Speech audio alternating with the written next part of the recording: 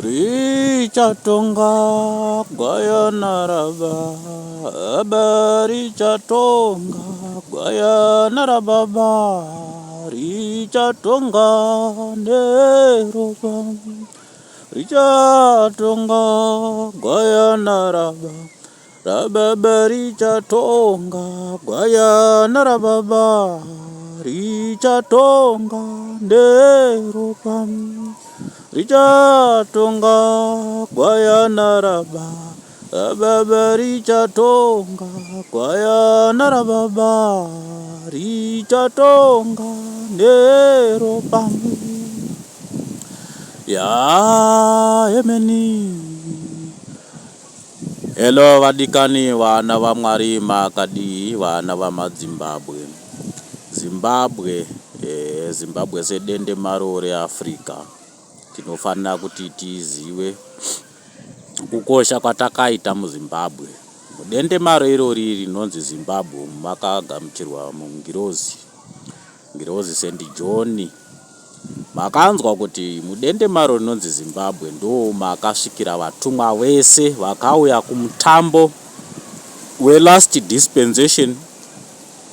dispensation yedu pamadispensations matatu dispensation of the Holy Spirit. Izvozvo munozviziva dispensation yemweya mutsvene kureva kuti tine hutatu hunoti ngoni, nyama nemweya. Tichazozvitaura kune vazhinji vanoti tamaBritish hatinzwe shona. Tichazorapanura nauye 3 of 3 nauye mitumbi mitatu yatinoti holy orders, mitumbi mitatu. Kune vanonzwa chirungu bedzi tine nhau yeHoly Spirit, tine nhau yesoul, tozoita nhau yeflesh yatinoti Adamic flesh. Tichazopresenta zvedu muchirungu tichitatarika zvedu wavariro iri yekuti munzwe imi makati tava vana muzvinafundo. Chishona chinokunetsai, variko vanoti chishona chinondinetsa, saka tichazvibatanidza zvese izvozvo. But nhasi Saturday tiri musakaramende yemweya yatinoti healing. Ndo zuva rinoumbiridzwa mweya, ndo zuva rinorapwa mweya vakaputsika. Nekuti kubva mweya zvavaputsika, the Adamic spirit yabiwa naSatani, that serpent munozviziva zvakaitika mugarden reEden. Adamu semunhu akasiiwa aine zviviri muzvitatu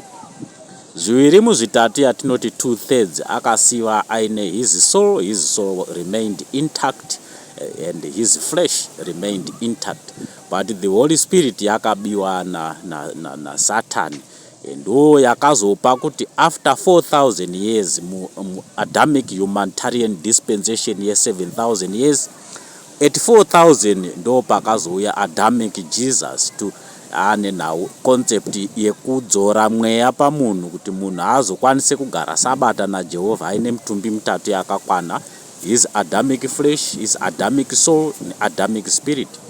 Kureva kuti tinenge tabva munau leadership by conscience takuenda leadership by light of the Holy Spirit yatinoti Holy Ghost fire. Ndo unenge wamwenje wedu, our ignition flame or ignition light. Ignition light yakazopa kuti Ginatio hanzi Ginatio nokuda kwokuti ndiye anenge aine that ignition light. Ndedzimwe nhau dzatichazotaura nezvadzo zvakare. Saka pamwaka uno mutiri mudispensation of the Holy Spirit kune nhau yekudzoka kwaNimrod kuzochengera Africa yapa mwaka wekumutsiridzwa kuti imire pachinzvimbo chayo. Nekuti dispensation of the Holy Spirit, mweya takataura kuti mweya unochingurwa nembiya dzevhu. Daniel akazvitaura pana Daniel chapter 2 achitaura nezvekuti kuAfrica ndaona kuine mbiya yevhu yabva ikoko. kuEurope ndaona kuine mbiya yedare kana kuti simbi. kuAsia bakare pagomo reZion kuIsrael uku akaona kuchibva mbiya yedombo. Mukanyaso kuerenga Daniel chapter 2 munonzwa nezvedombo iroro rakabva kuBazion kuIsrael, nembia yeDare kana kuti Iron Kingdom muEurope, nembia yeVu kana kuti Clay Kingdom in Africa. Saka isusu we are not subordinate to any continent. Takazvimirira tinochengerwa naNimrod. Asi chii chakamboitika kusvika Africa izvidzwe kusvika payave apa yakanga isina muchengeri. Muchengeri akanga atorerwa hanzu yehuchengeri, kureva kuti camouflage radhamu rakanga rabiwa, harina kubiwa in fact. Ndoda kuti ndimbotaure kanhoroondo kaNimrod kusvika zvatorerwa masimba nekudzoka kwaaita akunzi Nimrod kwamarange. Nimrod mwana weimba yaHamu. Hamu zvamunoziva, Hamu baba Noa vachitumidza vana vavo zvaiva nemwana mumwe nemwe zita rake chaiva Chirahwe. Chirahwe chekuti Hamu chakanga chingoreva bedzi kuti mwoyo kana kuti hana, kana tamunototi pfimbi, ndo zvaireva Hamu. Jafetiwo zvaingoreva kuti une simba, Shemuwo zvaingoreva kuti rutendo kana kuti munamatisi. Ndo matumidzirwo akaitwa vana vatatu vaNoa naiye Noa. Ndokubva kwazoita mafladzi, makanzwa nezvazvo. Nhoroondo iyo tikaidzokorora tingarebesa nyaya. Saka zvakazoitika ndezvekuti Noa akanga aine hanzu yaakanga apuwa senhaka kupandaza yemadzibaba ake kubva kuna Adhamu. Hanzu yekutanga yakashongedzwa Adhamu yaakakandirwa naJehovha yakanga isina musono, yakanga ine huyera hwekuti mutumbi waAdhamu uchengerwe, nokuti mutumbi waEvha wanga wanyengerwa. Saka Satani anga ane target yekutageta Adhamu, ndokubva ashongedzwa hanzu yakabva kuna Jehovha. Hanzu iyoyo ndio hanzu yaiti Satani kana woda kusvika pana Adhamu yaiva nekupenya kwekuti Satani aibva adududza. Saka hanzu iyoyo yakaitwa nhaka yemusiyiranwa kusvika yazopuhwa Noa. Noa aipiwawo, Noa akazoipawo Hamu mwanakomana wake. Muindaza yaHamu, hanzu iyoyo ndo yakazopfekwa naNimrod akava nesimba remandiriri. Saka ane simba remandiriri, Nimrod ane zvaakazoitawo akuabhusa simba iroro. Jehovha ndokubva amutorera hanzu iyoyo temporarily.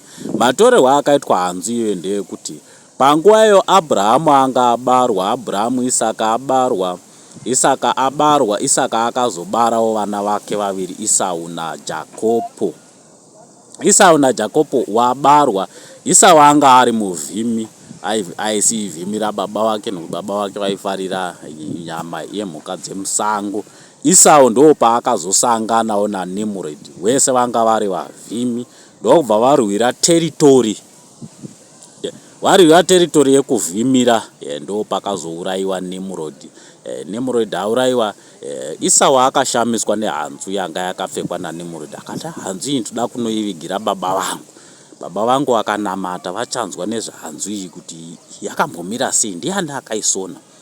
Hanzu iyoyo yapuhwa kuna Isaka. Isaka achinamata akaudzwa naJehovha kuti hanzu iyi ndio ine nhoroondo kubva kuna Adhamu, ndiwo mune simba rese remunhu, simba rinochengera munhu kubva kuhunyengeri hwadhiabhori. Saka iwewe Isaka, zvauchaita iwewe, udza mwanakomana wako anovhime mhuka, ouya oibika, aibika wozokupa, wobva wamuropafadza kuti iye ashonge hanzu iye agova nesimba rakanga riina Nimrod. Zvino Esau achiudza mwanakomana wake Isaka achiudza mwanakomana wake Esau nhau iyoyo, Rabheka anga achinzwa. Rabheka akabva amhanya kuenda kuna Jakobo, makanzwa nezvazvo. Jakobo ndokubva audzwa namai vake kuti iwe zvekuti mhuka yemusango zvazvina basa, enda unobata hwaimu mudanga umu, ndikubikire tichawanza maspice emusango kuitira kuti zviite senge mhuka yemusango. Esau ari bhizi kunotsvagira baba wake mhuka kuti auye aropafadzwe. Rabheka naJakobo vakabva vaita madhiri avo. Jakobo ndokubva aropafadzwa, vaagamuchidzwa hanzu iyoyo. Rabheka akati, shamwari, nhau dzataita idziwewo toenda kumbonogara kwasekuru hanzvadzi yangu Labhani. ikoko ndiri kukumbira kuti nemhaka yeropafadzo yavapuhwa iyi hazvichagoni kuti uroore, wakutorora muimba yehanzvadzi yangu kuti nehanzvadzi yanguwo iropafadzo. Ndo rwendo rwakazofambwa naJakobo kuenda kwaRabhani. Isau paakazodzoka akasvika Isaka atopedza session yekuropafadza. Ndo nhau iyoyo munoiziva. Isau akamboedza kuchema zvikadii zvikashaya basa nekuti hanzu yekuropafadzisa yanga yatoenda naJakobo. Hanzu iyoyo yaenda kuna Jakobo. Jakobo akazobarawo vana vake munovaziva 12. Pavana vaJakobo, Jakobo akazotambidza akazoipa hanzu iyoyo kuna Josefa. Ndo hanzu yairotesa Josefa nhau yeushe. Munozviziva achirota zvisumbu achimborota nyenyedzi mwedzi nezuva, zvese izvozvo munozviziva.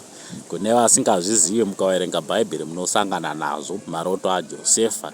Josefa ndo zvakazopawo kuti avengwe nemadzikoma ake.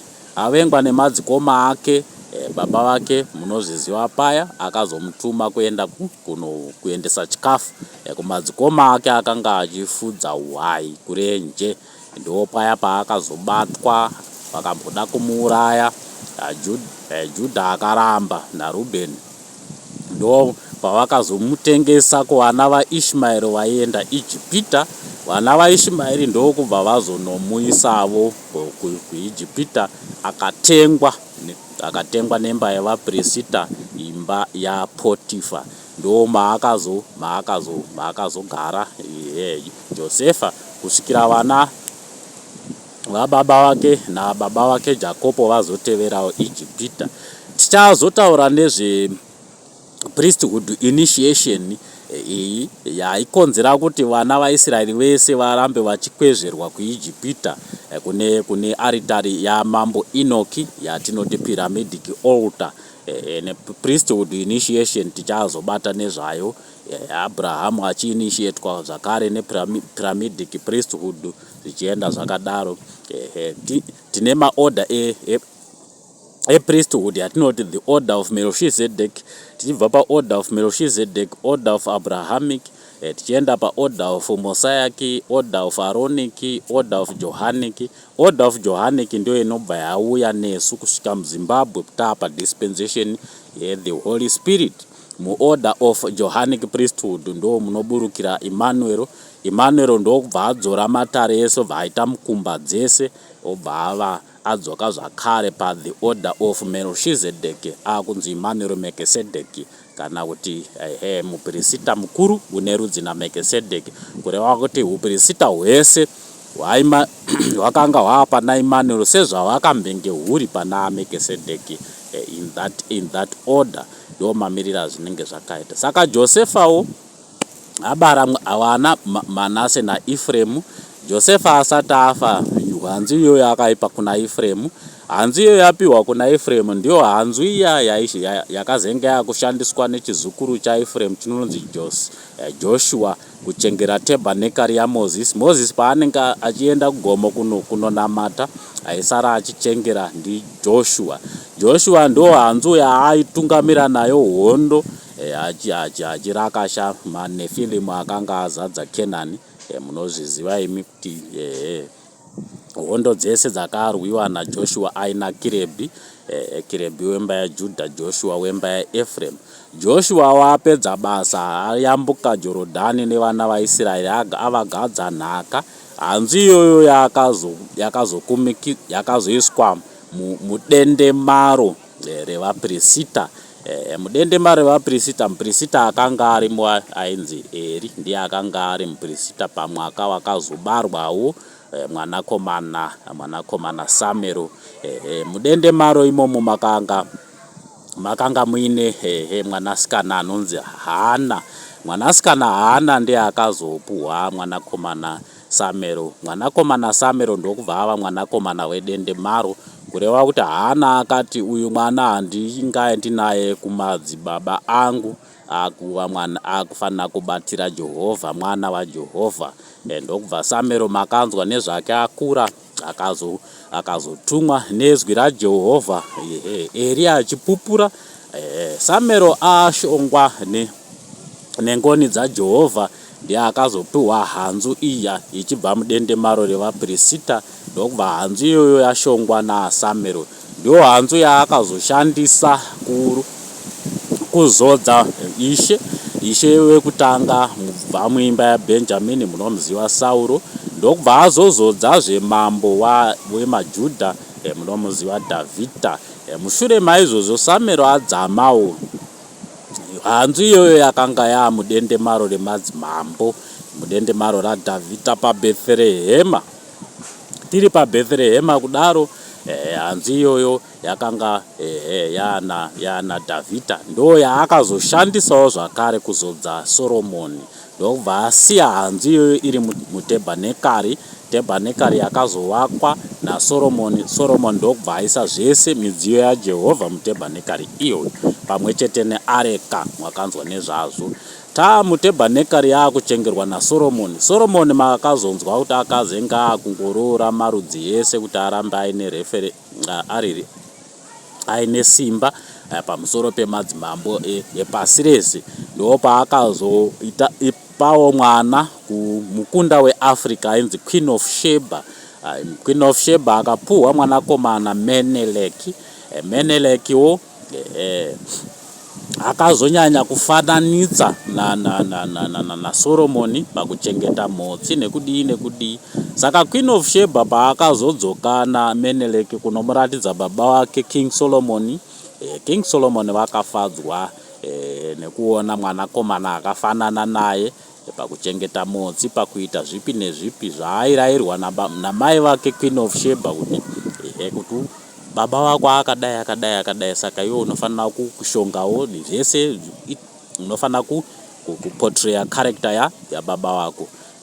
Zvinova ndo zvakazofadza King Solomon. King Solomon afadzwa nazvo, akapa Meneleki chikamu chevaprista. Chikamu chevaprista chakapuhwa Meneleki weEthiopia, ndo chakazotora areka nehanzu. Hanzu iya yanga iri mudendemaro remadzimambo, dendemaro ya King Solomon. Nokuti King Solomon akati zviri nane kuti Meneleki atore hake midziyo yaJehovha pane kuti vakadzi vese vaMoabhu nevai varambe vachingotanangira midziyo yaJehovha. Saka ndo kuzotama kwakaita matare achibva kuIsraeri mudare ramambo Solomon achiuya Topia. Auya Topia ndo pakazoinstitutwa yatinoti Orthodox Christianity. Ukoku kuIsraeri wakasara vachitatarika kutsvaga areka. Nanhasi uno vanoiti missing ark of the covenant, iya yakazowanikwa muZimbabwe, yakunzi Ngoma lengundu sereplica kwakare kuMberenga uko, makanzwa nezvazvo, ikatorwa ikaiswa munational archives. Saka taamuno tine ndaza mbiri dzevahera nendaza yevaremba, ndo ndaza dzakavake nyika senyika yemweya. Ndaza yevaremba ndo the Aaronic priesthood yakauya kudispensation yeThe Holy Spirit. Ndaza yaMozisi yevahera ndo ndaza yakabva pandaza yaMeneleki. Mundaza yaMeneleki makabarwa murenga zvakanga risiri zita remunhu. Murenga zvaingoreva kuti Jehovha incarnate, kana kuti ana Mwari, asi akanga achinzi ana Mwari after exhibiting supernatural powers pahondo dzese. Ainzi Pfumo Jena, ndiye azobarawo vahera, kureva kuti hanzu iyoyo yakazouya muno muZimbabwe. Ndokubva hanzu iyoyo yazoitiswa miteuro yareplica. Replica yakanga yakashonga baba Micho muhera, achita miteuro last dispensation yatinoti dispensation of the Holy Spirit, kuti hutatu pahutatu zvikwane. zviringane, reconciling our leadership triune. Ndo muteuro yakazoitwa naBaba Micho in the order of Murenga, order of Murenga priesthood. Saka Baba Micho wachita muteuro yaMurenga vakanzi vaite miteuro yezvitata. Baba Kefasi Njenje Muhera zvakare ndo vakazonzi vaite muteuro wedombo rakasanangurwa, atinoti muteuro yeBonigesi. Bonigesi ino ndio yakakombera miteuro yaJohani weJorodhani. Johani weJorodhani kumasowe, Johani weBonigesi ndiye akazouya akakombera miteuro yese ari pandaza yamurenga unonzi Manuel. Murenga unonzi Manuel akabva kuZambia, ndiye baba mudyiwa vamunoziva, ndiye akazoisa ibvi paTransfiguration Hill aina baba Micho naBaba Elijah. PaTransfiguration Hill panowa ndo pakazovakwa paramende yedu kumazowe, paramende itsva, kureva kuti paramende yedu yapamutumbi mutatu. Saka nguo yababa Micho yakasara iri pachikandira, ine marongedzerwo aichazoitwa, asiwo zvazvo Baba Micho akatosiya vapedza zvaifanira kushandiswa nguo iyoyo. Nguo iyoyo Baba Micho achipedza miteuro yenguo yaBaba Nimrod. Baba Nimrod vakabva vatumbuka kwaMarange. Baba Nimrod chakanga chachipotera, munozviziva kuti wana Marange ndo amwe chete naana Changa, wana Baba Micho imhofu yese indaza yemhofu. Saka hanzu iyoyo iri pandaza yemhofu kudaro ndo pakazobukira mwana komana wemba yaBaba Noah Taguta. Baba Noah Taguta vari mutumwa wekupedzesera, ndo pakabva pabukira Baba Nimrod. Saka Baba Nimrod nehanzu iyoyo muchamweya waakuchengera dendemaro reAfrica, dendemaro remweya, nokuti hakuna imwezve continent ine dendemaro remweya kunze kweAfrica. Dendemaro remweya muAfrica ndo rinonzi Zimba remabwe, kureva kuti dendemaro remweya muAfrica ndo inonzi Zimbabwe, ndo zvinoreva Zimbabwe. Great Zimbabwe uri muzinda waizwi, Great Zimbabwe enclosure, but Zimbabwe yese zvayo as a geopolitical country idendemaro remweya.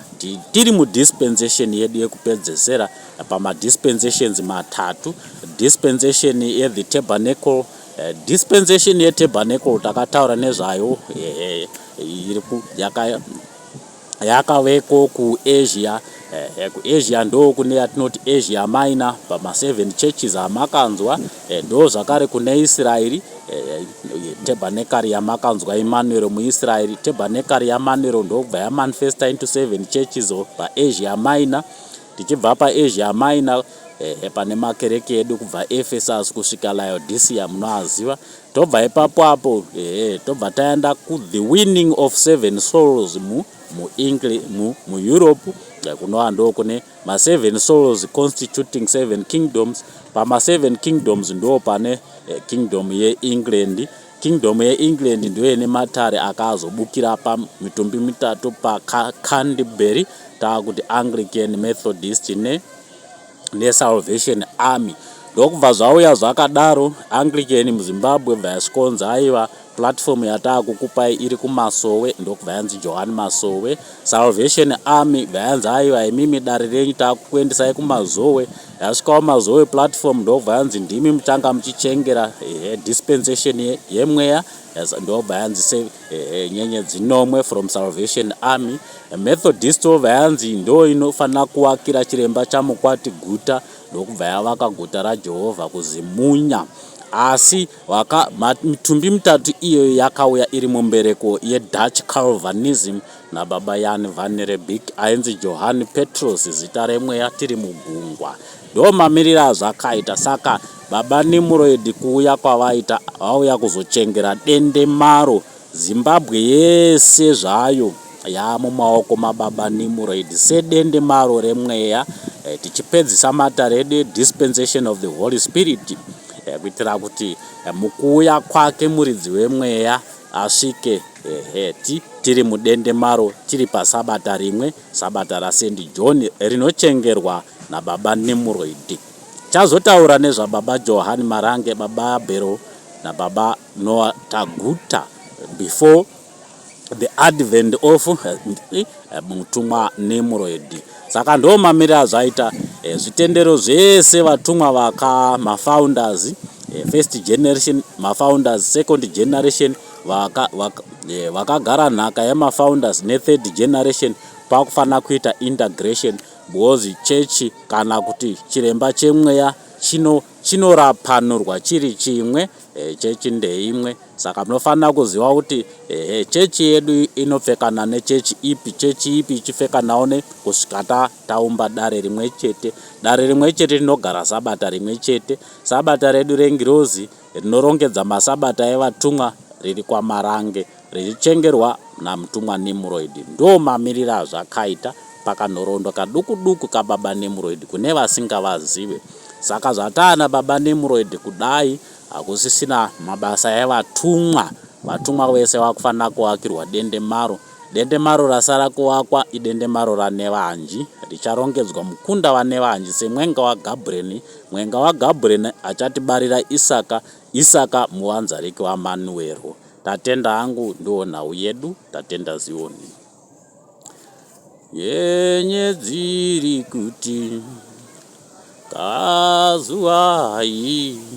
kazuwai wemhinduro yaAbrahama, kazuwai wemhinduro yaAbrahama. Yenyedziri kuti kazuwai wemhinduro yaAbrahama, kazuwai wemhinduro yaAbrahama. Yenyedziri kuti